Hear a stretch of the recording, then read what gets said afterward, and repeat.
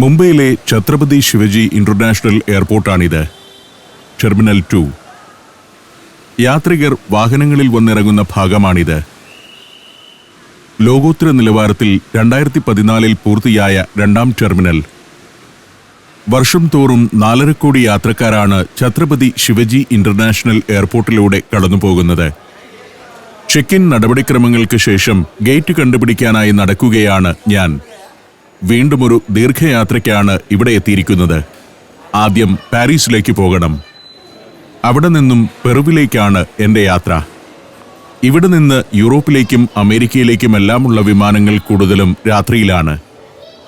ഇതിലെ ഇങ്ങനെ നടക്കുമ്പോൾ വലിയൊരു ഷോപ്പിംഗ് മാളിലൂടെയാണ് കടന്നു പോകുന്നതെന്ന് തോന്നും. റെസ്റ്റോറൻറ്റുകൾ, ബാറുകൾ, ഡ്യൂട്ടി ഫ്രീ ഷോപ്പുകൾ.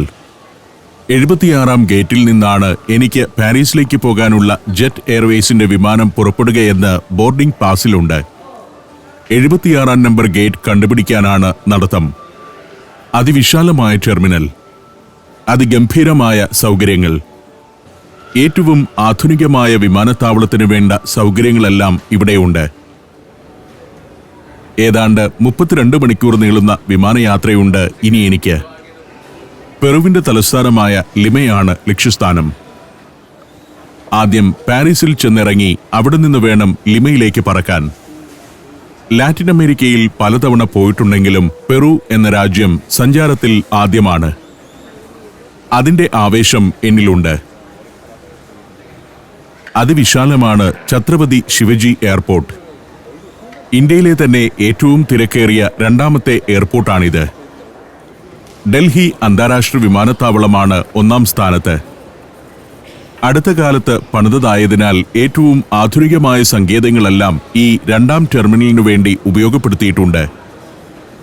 GVK ഇൻഡസ്ട്രീസ് ലിമിറ്റഡ് എന്ന കമ്പനിയാണ് ഈ എയർപോർട്ടിന്റെ നവീകരണത്തിൽ പ്രധാന പങ്കുവഹിച്ചത്. എയർപോർട്ട് അതോറിറ്റി ഓഫ് ഇന്ത്യയുടെയും GVK ഇൻഡസ്ട്രീസ് നേതൃത്വം നൽകുന്ന കൺസോർഷ്യത്തിന്റെയും സംയുക്ത നിയന്ത്രണത്തിലാണ് വിമാനത്താവളത്തിന്റെ പ്രവർത്തനം. ഇതിനായി മുംബൈ ഇന്റർനാഷണൽ എയർപോർട്ട് ലിമിറ്റഡ് അഥവാ മിയാൽ എന്ന കമ്പനി രൂപീകരിച്ചിരിക്കുന്നു. രണ്ടാം ടെർമിനൽ എന്നത് ഇക്കാണുന്ന ഒരു ദൃശ്യം മാത്രമല്ല, പല വിഭാഗങ്ങളിലായി വ്യാപിച്ചു കിടക്കുകയാണത്. ആകർഷകമായ ഇന്റീരിയർ വർക്കുകൾ, ഇടയ്ക്കിടെ റെസ്റ്റോറന്റുകൾ, കോഫി ഷോപ്പുകൾ, സുവനീർ കടകൾ, വിശ്രമ കേന്ദ്രങ്ങൾ. ഒരു ഇന്റർനാഷണൽ യാത്രക്കാരന് വേണ്ട എല്ലാ സൗകര്യങ്ങളും ഇവിടെയുണ്ട്. യാത്രക്കാരുടെ കാത്തിരിപ്പിലെ വിരസത അകറ്റുന്നതിനൊപ്പം എയർപോർട്ടിന് വലിയ വരുമാനവുമുണ്ടാക്കുന്ന സംവിധാനങ്ങൾ. 9,800 കോടി രൂപ ചെലവഴിച്ചായിരുന്നു ഈ രണ്ടാം ടെർമിനലിന്റെ പുനർനിർമ്മാണം. 76-ാം ഗേറ്റിലെത്തുമ്പോൾ ജെറ്റ് എയർവേസ് വിമാനം പുറപ്പെടാൻ ഒരുങ്ങുകയാണെന്ന അറിയിപ്പ് കണ്ടു. 2:15 വിമാനം യാത്ര തിരിക്കും. 1:45 ആയപ്പോൾ തന്നെ യാത്രികരെ വിമാനത്തിലേക്ക് കടത്തിവിട്ടു. എയ്റോ ബ്രിഡ്ജിലൂടെ ഞാൻ വിമാനത്തിനുള്ളിലേക്ക് നടന്നു. ഇവിടെ നിന്നും ഇനി 9 മണിക്കൂർ പറക്കണം പാരീസിലെത്താൻ. വിമാനത്തിലേക്ക് കയറി. അധികം യാത്രികരില്ല. പല സീറ്റുകളും ഒഴിഞ്ഞുകിടക്കുന്നതിന്റെ കാരണമെന്തെന്നറിയില്ല. കഴിഞ്ഞ തവണ അലാസ്കയിലേക്ക് പോകുന്നതിനായി എയർ ഫ്രാൻസിന്റെ വിമാനത്തിലാണ് ഞാൻ പാരീസിലേക്ക് യാത്ര ചെയ്തത്. അന്ന് ആ വിമാനത്തിൽ നിറയെ യാത്രികരുണ്ടായിരുന്നു. ഏറ്റവും പിന്നിലുള്ള ഒരു സീറ്റിലാണ് ഞാൻ സ്ഥാനം പിടിച്ചത്. യൂറോപ്പിലും അമേരിക്കയിലുമെല്ലാം ജോലി ചെയ്യുന്ന ഇന്ത്യക്കാർ യാത്രയ്ക്ക് കൂടുതലും ആശ്രയിക്കാറുള്ളത് ജെറ്റ് എയർവേസിനെയാണ്. ഇന്ത്യൻ സംസ്കാരം പുലർത്തുന്നതും ഇന്ത്യൻ ഭക്ഷണം ലഭിക്കുന്നതുമായ ഒരു എയർലൈൻസ് ആണ് ഇതെന്നതാണ് അതിനൊരു കാരണം. മുന്നിലെ സ്ക്രീനിൽ മലയാള സിനിമയും ലഭിക്കുന്നു. പുറത്ത് എയർ ഫ്രാൻസിന്റെ ഒരു വിമാനം. അതും അധികം താമസിയാതെ പാരീസിലേക്ക് പുറപ്പെടുന്നതാണ്. അതുകൊണ്ടുകൂടിയായിരിക്കാം ജെറ്റ് എയർവേസ് വിമാനത്തിൽ സീറ്റുകൾ പലതും ഒഴിഞ്ഞുകിടക്കുന്നതെന്ന് എനിക്ക് തോന്നി. വിമാനം നീങ്ങിത്തുടങ്ങി. ഛത്രപതി ശിവജി ഇന്റർനാഷണൽ എയർപോർട്ടിന്റെ റൺവേയിലൂടെ കുതിച്ചു പാഞ്ഞ് വിമാനം ആകാശത്തേക്കുയർന്നു. ചെറിയ മൂടൽമഞ്ഞ് മുംബൈ നഗരത്തിന് മീതെ പടർന്നിരിക്കുന്നു. പാകിസ്ഥാൻ കടന്ന് ഇറാന് മുകളിലെത്തുമ്പോൾ താഴെ ടെഹ്റാൻ നഗരം കാണാം. അവിടവും പിന്നിട്ട് ദീർഘവും വിരസവുമായ യാത്ര. ഇപ്പോൾ വിമാനം യൂറോപ്പിന് മുകളിലാണ്. യൂറോപ്പിന് മേലാപ്പ് ചാർത്തി മഴമേഘങ്ങൾ. മുംബൈയിൽ നിന്നും യാത്ര തുടങ്ങിയിട്ട് ഇപ്പോൾ 8.5 മണിക്കൂർ കടന്നുപോയിരിക്കുന്നു. ഇനിയൊരു അരമണിക്കൂർ കൊണ്ട് വിമാനം ലാൻഡ് ചെയ്യുമെന്ന അറിയിപ്പ് വന്നു. ഉറങ്ങിക്കിടന്നിരുന്നവരെല്ലാം ഉണർന്നു കഴിഞ്ഞു. സ്ക്രീനിൽ വിമാനത്തിന്റെ യാത്രാപഥം കാണാം. ഓസ്ട്രിയയും ജർമ്മനിയും കടന്ന് വിമാനം പാരീസിനോട് അടുത്തിരിക്കുന്നു. ഇനി ഏതാനും മിനിറ്റുകൾ കൊണ്ട് പാരീസിലെത്തും. ഫ്രാൻസിന്റെ കൃഷിയിടങ്ങളാണ് താഴെ കാണുന്നത്. അതിവിശാലവും ശാസ്ത്രീയമായ കൃഷി നടക്കുന്നതുമായ വയലുകൾ. വിന്റർ ആരംഭിക്കാൻ പോവുകയാണ്. അതിന്റെ ഒരുക്കത്തിലാണ് യൂറോപ്പ്. താഴെ കൃഷിയിടങ്ങൾക്ക് നടുവിലെ ചെറുഗ്രാമങ്ങൾ രസമുള്ളൊരു കാഴ്ച. മഹാനഗരമായ പാരീസിന്റെ പ്രാന്തങ്ങളിൽ ഈ വിധം വിശാലമായ കൃഷിയിടങ്ങളാണെന്നത് മറ്റൊരറിവ്. പാരീസിനോട് കൂടുതൽ അടുക്കുമ്പോൾ സാറ്റലൈറ്റ് ടൗൺഷിപ്പുകൾ എന്ന് വിശേഷിപ്പിക്കാവുന്ന റെസിഡൻഷ്യൽ ഏരിയകൾ കാണാം. അവിടെയും ഫ്ളാറ്റുകളുടെ നിരയോ വലിയ അപ്പാർട്ട്മെന്റ് സമുച്ചയങ്ങളോ കാണുന്നില്ല. ഒറ്റ വീടുകളാണ് കൂടുതലും. അത്തരം ടൗൺഷിപ്പുകൾ രൂപപ്പെട്ടിരിക്കുന്നതും കൃഷിയിടങ്ങൾക്ക് നടുവിലാണെന്ന് ഈ കാഴ്ച വ്യക്തമാക്കുന്നു. നേരം രാവിലെ 7 മണിയാവുന്നതേയുള്ളൂ. ഫ്രാൻസിന്റെ ഭൂവിടത്തിനു മേൽ നേർത്ത മഞ്ഞിന്റെ പാട. വിമാനം താഴാൻ പോവുകയാണെന്ന അറിയിപ്പ് വീണ്ടും വന്നു. താഴെയുള്ള ഗ്രാമങ്ങളുടെ കാഴ്ചയിലേക്ക് ക്യാമറ തിരിച്ചുവച്ച് ഞാനിരുന്നു. നൂറ്റാണ്ടുകളുടെ സാംസ്കാരിക പാരമ്പര്യമുള്ള ഗ്രാമങ്ങൾ. കമ്മ്യൂണുകളാണ് ഫ്രാൻസിലെ ഏറ്റവും താഴെത്തട്ടിലുള്ള സ്വയംഭരണ സംവിധാനം. ഒരു പ്രദേശത്തെ പല ഗ്രാമങ്ങൾ ചേരുന്നതാണ് ഒരു കമ്മ്യൂൺ. ജനസംഖ്യ കൂടുതലാണെങ്കിൽ വലിയൊരു ഗ്രാമം ഒരു കമ്മ്യൂൺ ആയിരിക്കും. കമ്മ്യൂൺ വാർഡുകളിൽ നിന്ന് ഭരണസമിതിയിലേക്ക് പ്രതിനിധികൾ തെരഞ്ഞെടുക്കപ്പെടുന്നു. ആ പ്രതിനിധികൾ ചേർന്ന് തെരഞ്ഞെടുക്കുന്ന മേയറാണ് കമ്മ്യൂണിന്റെ ഭരണത്തലവൻ. സ്വച്ഛമായ ജീവിതം പുലരുന്ന ഗ്രാമങ്ങൾ. ദൃശ്യങ്ങൾ അത്ര മിഴിവുള്ളതല്ല. വിമാനം ചാൾസ് ഡിഗോൾ ഇന്റർനാഷണൽ എയർപോർട്ടിലേക്ക് താഴ്ന്നിറങ്ങുകയാണ്. ഞാൻ പലതവണ വന്നിട്ടുള്ള ഒരു എയർപോർട്ടാണിത്. യൂറോപ്യൻ പര്യടനത്തിനെത്തുമ്പോൾ പലപ്പോഴും ഇറങ്ങിയത് ഇവിടെയാണ്. അലാസ്കയിലേക്ക് പോകുമ്പോഴും അവിടെ നിന്ന് മടങ്ങുമ്പോഴും ചാൾസ് ഡിഗോൾ എയർപോർട്ടിലൂടെ കടന്നുപോയിരുന്നു. വിമാനം റൺവേയിലിറങ്ങി മുന്നോട്ട് നീങ്ങുകയാണ്. റൺവേയുടെ അടിയിലൂടെ ഹൈവേകൾ കടന്നുപോകുന്നത് രസകരമായൊരു കാഴ്ച. എയർപോർട്ട് ഉള്ളതുകൊണ്ട് മറ്റ് ഗതാഗത സൗകര്യങ്ങളൊന്നും തടസ്സപ്പെടുന്നില്ല. ഫ്രാൻസിലെ ഏറ്റവും വലിയ വിമാനത്താവളമാണ് ചാൾസ് ഡിഗോൾ ഇന്റർനാഷണൽ എയർപോർട്ട്. 2ാം ലോകമഹായുദ്ധത്തിൽ ഫ്രാൻസിന്റെ പടയെ നയിച്ചയാളും 5ാം ഫ്രഞ്ച് റിപ്പബ്ലിക്കിന്റെ സ്ഥാപകനും 1959 മുതൽ 10 വർഷക്കാലം ഫ്രഞ്ച് പ്രസിഡന്റുമായിരുന്ന ചാൾസ് ഡിഗോളിന്റെ നാമധേയത്തിലുള്ള എയർപോർട്ട്. പ്രതിവർഷം 4,70,000 എയർക്രാഫ്റ്റ് മൂവ്മെന്റുകളാണ് ഇവിടെ നടക്കുന്നത്. 6.5 കോടി യാത്രക്കാർ ഓരോ വർഷവും ചാൾസ് ഡിഗോൾ എയർപോർട്ടിലൂടെ കടന്നുപോവുകയും ചെയ്യുന്നു. നേരം പുലരുന്നതേയുള്ളൂ. അങ്ങകലെ മാനം ചുവക്കുന്നത് കാണാം. വിമാനം നിശ്ചലമായതോടെ ആളുകൾ ഇറങ്ങാനുള്ള തിടുക്കത്തിലായി. ബാഗുകളെല്ലാം എടുത്ത് നീങ്ങുന്നവരുടെ പിന്നാലെ ഞാനും പുറത്തേക്ക് നടക്കുകയാണ്. എനിക്കിനി ഇവിടെ നിന്നും കണക്ഷൻ ഫ്ലൈറ്റ് പിടിക്കണം. 2 മണിക്കൂറിന്റെ വ്യത്യാസത്തിലാണ് അടുത്ത ഫ്ലൈറ്റ്. ഇങ്ങനെയാണ് എന്റെ യാത്രാപഥം. കൊച്ചിയിൽ നിന്ന് മുംബൈ, മുംബൈയിൽ നിന്ന് പാരീസ്, അവിടെ നിന്ന് അറ്റ്ലാന്റിക് സമുദ്രം മുറിച്ചുകടന്ന് വടക്കൻ ലാറ്റിൻ അമേരിക്കയുടെ മുകളിലൂടെ പറന്ന് പെറുവിന്റെ തലസ്ഥാനമായ ലിമയിലെത്തണം. ഇപ്പോൾ ഒരു എയർ ഫ്രാൻസ് വിമാനത്തിൽ നിന്നും ഞാൻ പുറത്തേക്ക് നടക്കുകയാണ്. ലിമയിലെ ജോർജ് ഷാവേഴ്സ് ഇന്റർനാഷണൽ എയർപോർട്ടിലാണ് എത്തിയിരിക്കുന്നത്. ഇതിനിടെയുണ്ടായ ഏതാണ്ട് 15 മണിക്കൂർ നീണ്ട വിരസമായ വിമാനയാത്രയുടെ ദൃശ്യങ്ങൾ ഞാൻ കാണിക്കുന്നില്ല. ഇപ്പോൾ സമയം വൈകുന്നേരം 4:30 ആയിട്ടുണ്ട്.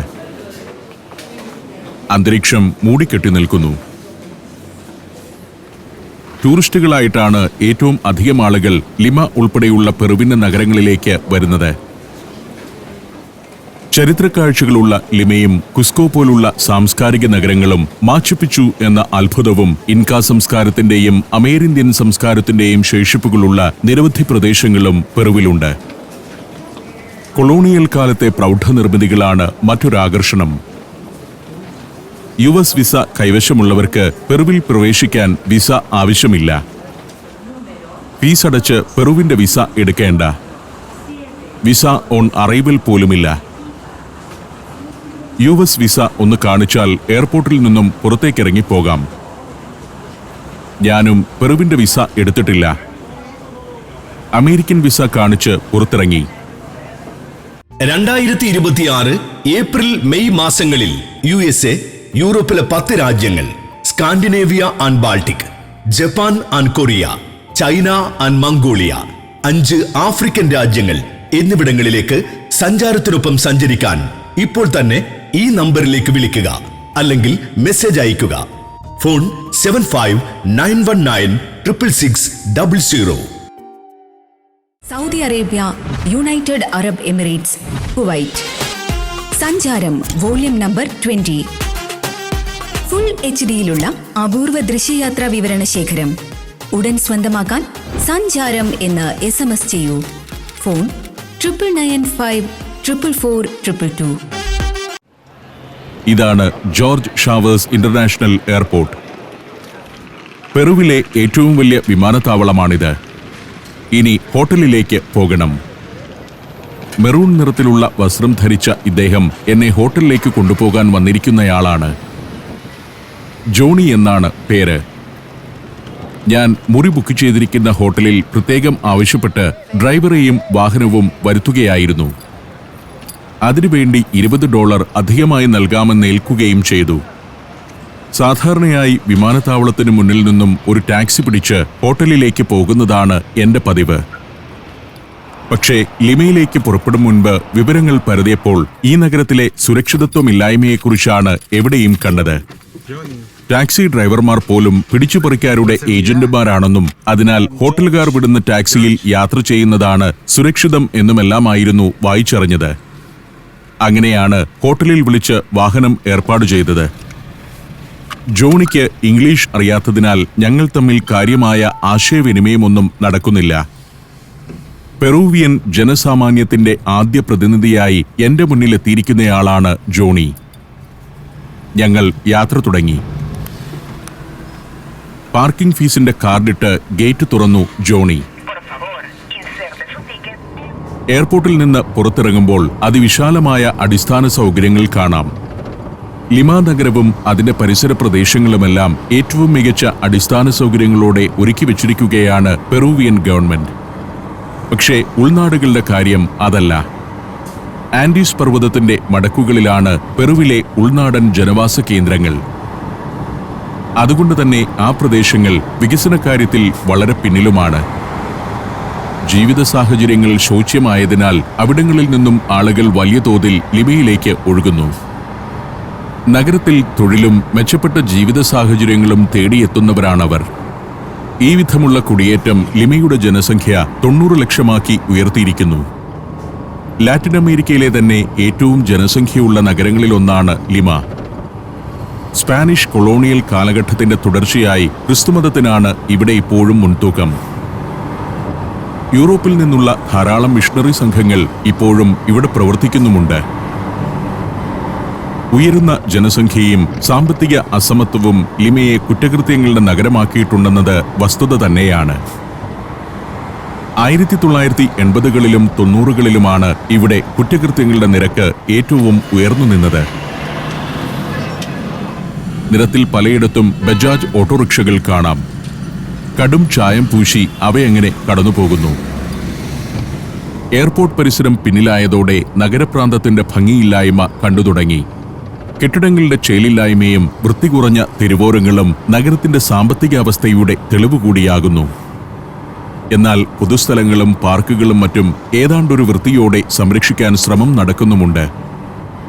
ചെറിയ ഉദ്യാനങ്ങളും ചത്തുരങ്ങളും. ലാറ്റിൻ അമേരിക്കൻ നഗരങ്ങളുടെ പൊതുവായ ഭാവങ്ങളെല്ലാം ലിമയിലും ദൃശ്യമാണ്. ചേരികളും ദരിദ്രർ തിങ്ങിപ്പാർക്കുന്ന കെട്ടിടനിരകളും ഇവിടെയുമുണ്ട്. എങ്കിലും പൊതുസംവിധാനങ്ങൾ പലതും ഇന്ത്യയിലേതിനേക്കാൾ മെച്ചപ്പെട്ടതാണ്. അവയ്ക്ക് ഒരു യൂറോപ്യൻ നിലവാരം നൽകാൻ ഭരണാധികാരികൾ ശ്രമിക്കുന്നു. റോഡുകളുടെ നിർമ്മാണം, തെരുവുകളുടെ ആസൂത്രണം, അഴുക്കുചാലുകളുടെ സംവിധാനം എന്നിവയെല്ലാം ഒട്ടൊക്കെ ശാസ്ത്രീയമാണ്.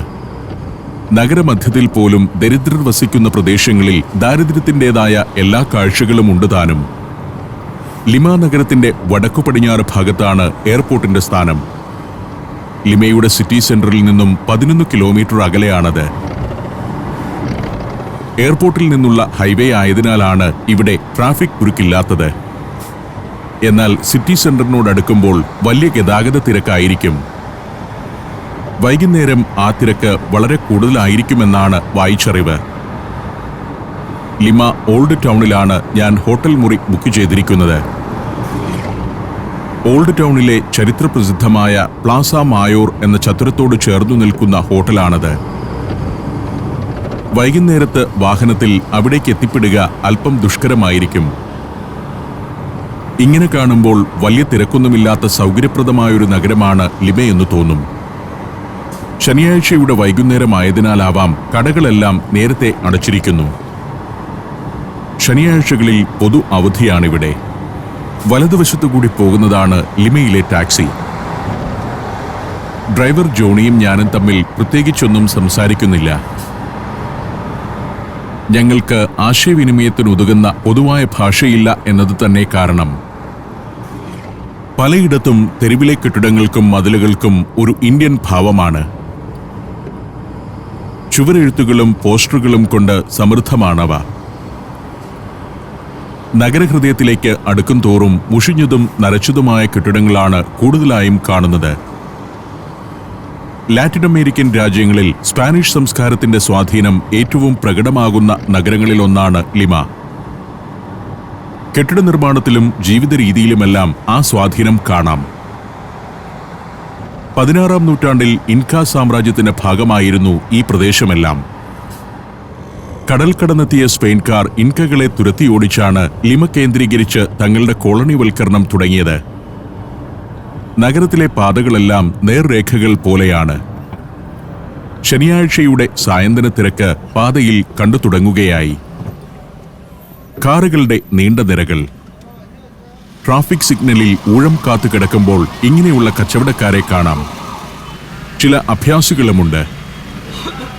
80 സെക്കൻഡ് നേരമാണ് ഇവിടെ വാഹനങ്ങൾ സിഗ്നൽ കാത്തു കിടക്കുക. ആ സമയത്താണ് ഈ പരിപാടി. 40 സെക്കൻഡ് നേരം ഇത്തരമൊരു അഭ്യാസം കാണിക്കും. പിന്നെയുള്ള 40 സെക്കൻഡിനുള്ളിൽ ഓടി നടന്ന് പണപ്പിരിവ് നടത്തുകയും ചെയ്യും. ഇവർക്ക് ആരും തന്നെ ഒരു സംഭാവനയും നൽകുന്നതായി കാണുന്നില്ല. വെറും കൈയോടെ നടന്നു നീങ്ങുന്ന ജഗ്ലർ. വീണ്ടും യാത്ര തുടരുമ്പോൾ മഹാനഗരമായ ലിമയുടെ രൂപഭാവങ്ങൾ ഏതാണ്ട് കണ്ടു തുടങ്ങുന്നു. പല ഭാഗത്തിനും മുഷിഞ്ഞ നിറഭാവങ്ങളാണ്. എങ്കിലും ചില ഭാഗങ്ങളിലേക്ക് എത്തുമ്പോൾ കൊളോണിയൽ കാലത്തിന്റെ പ്രൗഢി കാണുന്നുണ്ട്. നേർരേഖ പോലെ കിടക്കുന്ന ദൈർഘ്യമേറിയ തെരുവുകൾ. എവിടെയും പോലീസിന്റെ സാന്നിധ്യമുണ്ട്. കാർ ഇപ്പോൾ കല്ലാവോ സ്ട്രീറ്റിലേക്ക് കയറിയിരിക്കുന്നു. 18-ാം നൂറ്റാണ്ടിൽ നിർമ്മിതമായ ഒരു സ്ട്രീറ്റാണിത്. ഇതിന്റെ ഒരറ്റത്താണ് നഗരത്തിലെ പ്രധാന ചത്തുരമായ പ്ലാസ മായോർ. പലയിടത്തും ട്രാഫിക് സിഗ്നലിനായി കാത്തുനിൽക്കുമ്പോൾ നഗരത്തിന്റെ സായന്തന തിരക്ക് കാണാം. ജോലി കഴിഞ്ഞ് മടങ്ങുന്നവർ, ബസ് സ്റ്റോപ്പുകളിൽ കാത്തുനിൽക്കുന്നവർ. ഞായറാഴ്ച ഇവർക്ക് ആഘോഷത്തിന്റെ ദിവസമാണ്. ആഘോഷപ്രിയരാണ് ലാറ്റിൻ അമേരിക്കക്കാർ. നല്ല പോലെ ജോലി ചെയ്യും. അതിനൊപ്പം ജീവിതം ആഘോഷമാക്കുകയും ചെയ്യും. കല്ലാവോ സ്ട്രീറ്റിലൂടെ തന്നെയാണ് യാത്ര തുടരുന്നത്. നഗരചത്തുരത്തോട് അടുക്കും തോറും കൊളോണിയൽ കാലഘട്ടത്തിലെ ക്ലാസിക് നിർമ്മിതികളാവുന്നു കാഴ്ചയിൽ. ഇതാണ് ലിമയുടെ നഗരഹൃദയത്തിന്റെ പൊതുവായ ഒരു രൂപം. അമ്പരച്ചുംബികളൊന്നുമില്ല. അതെല്ലാം പുതിയ നഗരഭാഗത്താണ്. കുറെ നേരം യാത്ര ചെയ്ത് കാർ ഇപ്പോൾ നഗരചത്വരത്തോട് അടുത്തെത്തിയിരിക്കുന്നു. ഇവിടെ അടുത്താണ് ഞാൻ മുറിയെടുത്തിരിക്കുന്ന ഹോട്ടൽ. ജോണി പാതയോരത്തൊരിടത്ത് കാർ കൊണ്ടുചെന്ന് നിർത്തി. $20 നൽകി ഞാൻ കാറിൽ നിന്നിറങ്ങി. ഇതാണ് ഹോട്ടൽ പ്ലാസ മായോർ. ഒരു ചെറിയ ഹോട്ടലാണ്, പക്ഷേ വലിയ വാടകയുമാണ്. റിസപ്ഷനിൽ ഒരു ജീവനക്കാരനുണ്ട്. പഴയ രീതിയിൽ രജിസ്റ്ററിൽ പേരെഴുതി ഒപ്പിട്ടു. ഞാൻ ചോദിച്ചതനുസരിച്ച് ഒരു നഗര മാപ്പ് അയാൾ എടുത്തു നിവർത്തി തരികയും ചെയ്തു. അതിന്റെ സഹായം വേണം കാഴ്ചകളിലേക്ക് പോകാൻ. ദീർഘമായൊരു യാത്രയ്ക്കും ചെറിയ ബാഗേ ഉള്ളൂ എനിക്ക്. ആ ബാഗും പുറത്തു തൂക്കി ജീവനക്കാരൻ മുറി കാണിക്കാൻ മുന്നിൽ നടക്കുകയാണ്. കുറെ പടവുകൾ കയറി, പിന്നെ ഒരു പിരിയൻ ഗോവണിയും. ടെറസിലുള്ള ഒരു മുറിയിലേക്കാണ് എന്നെ കൊണ്ടുപോകുന്നത്. ഒരു കുഞ്ഞു മുറി. ഇതിന് 4000 രൂപയാണ് ദിനവാടക. ലിമയുടെ ഓൾഡ് ടൗണിന്റെ ചത്തുരത്തിൽ തന്നെയാണ് ഹോട്ടൽ എന്നതാണ് മുറിയുടെ മൂല്യം വർദ്ധിപ്പിക്കുന്നത്. മുറിക്ക് വൃത്തിയുണ്ട്. ടോയ്ലറ്റിന്റെ കാര്യത്തിലായിരുന്നു എനിക്ക് ആശങ്ക. ഭാഗ്യം, അതും വൃത്തിയുള്ളത് തന്നെ. നഗരചത്വരത്തിലേക്ക് പോകണം. ലിമയുടെ ആഘോഷരാവ് തുടങ്ങുകയാണ്. ഞാൻ അവിടേക്ക് ക്യാമറയുമായി ഇറങ്ങി.